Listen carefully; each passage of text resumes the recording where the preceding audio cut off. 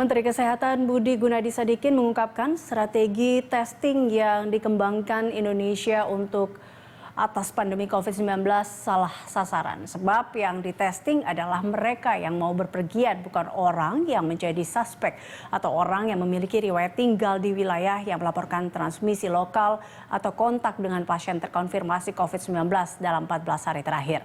Lantas seperti apa tanggapan epidemiolog hingga seperti apa solusinya? Dan guna membahas hal ini kita sudah bergabung melalui sambungan video conference. Sudah ada epidemiolog Universitas Indonesia Tri Yunis Miko. Terima kasih Pak Miko telah bergabung bersama kami. Pak Miko, tanggapan Anda sendiri menanggapi bahwa apa yang dikatakan oleh Menteri Kesehatan bahwa ini salah sasaran. Menurut Anda seperti apa? Apa tanggapan Anda? Dan tentunya kenapa ini menjadi sebuah atau penyebabnya sebenarnya apa sih kalau bisa dikatakan ini sebenarnya salah sasaran? Ya, dalam penemuan kasus itu ada active case surveillance maupun passive case surveillance atau active case detection dan passive case detection. Jadi kalau yang melalui kontak tracing itu dinamakan active case detection. Kalau yang mandiri, tes mandiri atau tes dalam pelayanan kesehatan karena apapun bukan karena kontak tracing, itu namanya passive case detection. Dua-dua kasus itu harus ditangkap. Jadi bukan salah begitu. Jadi harusnya memang disediakan tes yang banyak, baik itu melalui passive case detection maupun active case detection. Gitu Mbak. Oke, berarti sebenarnya mungkin yang dimaksud oleh Bapak Menteri Kesehatan adalah sebenarnya terkait dengan active case detection sebenarnya ya. Karena kalau dilihat sebenarnya ini harusnya sebuah satu kepaketan atau satu paket lah untuk mencegah penyebaran COVID-19 ini harusnya pasif dan juga aktif test detection ini menjadi satu hal kesatuan. Nah ini kesatuan, betul. Ya itu dia. Jadi sebenarnya bagaimana nih dengan semua yang sudah diinformasikan? Apakah memang harus atau ada mismanagement kah dalam mengatasi pandemi ini menurut Anda, Pak Miko? Ya, selama ini memang agak bukan keliru ya. Jadi menurut saya agak kebingungan karena bukan yang dimaksud oleh Pak Menteri itu karena ada orang yang pemeriksaan 2 kali itu juga dimasukkan dalam pemeriksaan yang active case atau passive case. Harusnya tidak gitu.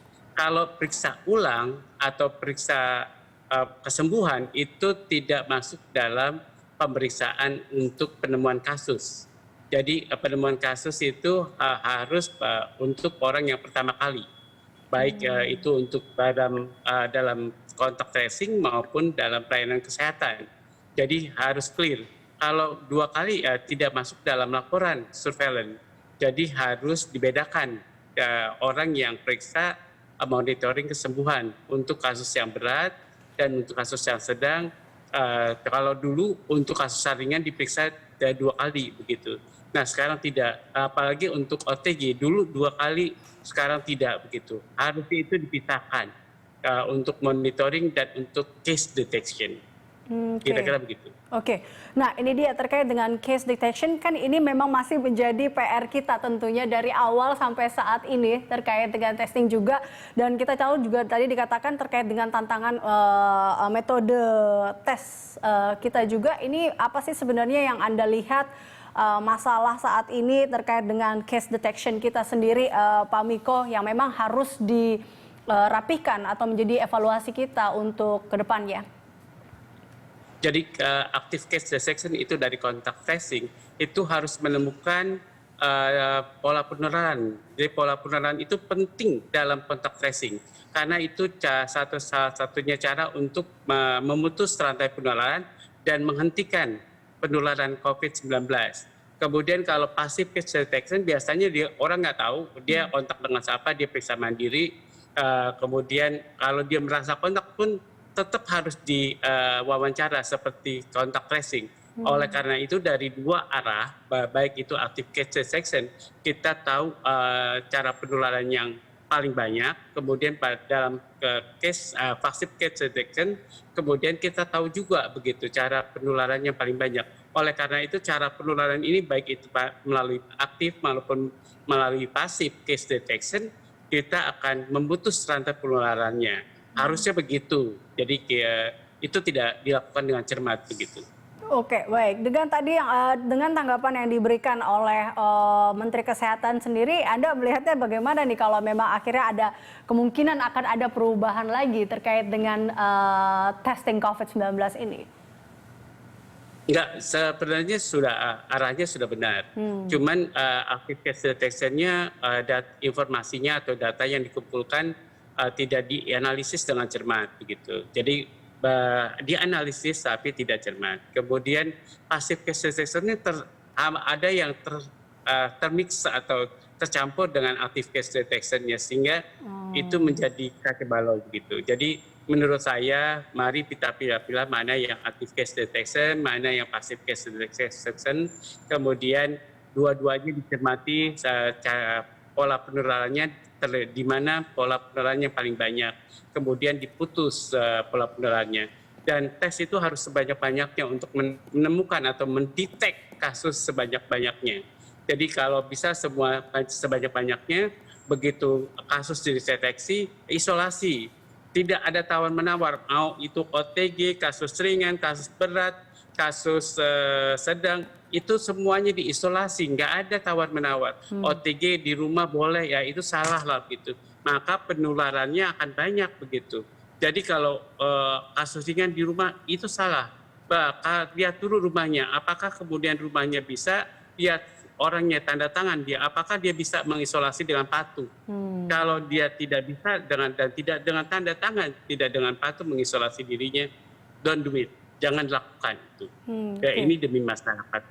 Nah, itu dia. Berarti kan tadi kalau sebenarnya tes harus sebanyak-banyaknya untuk mengetahui terkait dengan data atau case detection ini, berarti kan kembali lagi bagaimana dengan kesiapannya. Kemudian baik itu kesiapan alat-alat untuk tesnya, lalu kemudian bagaimana kesiapan jika memang akhirnya ditemukan tren yang kemudian meningkat, lalu kesiapan rumah sakit dan beberapa tempat lainnya untuk menerima OTG seperti itu.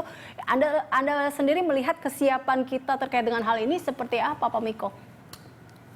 Ya, jadi memang kita punya keterbatasan. Jadi lab yang ada di kabupaten kota begitu dari 514 kabupaten kota, kita hanya punya 300. Bayangin, setengah dari mungkin 2/3 ya. 2/3 dari kabupaten tidak punya lab yang biosafety levelnya level 2 begitu. Itu juga menjadi kekurangan. Jadi tes ini tersebar di kota-kota yang tidak merata begitu, penyebarannya tidak merata.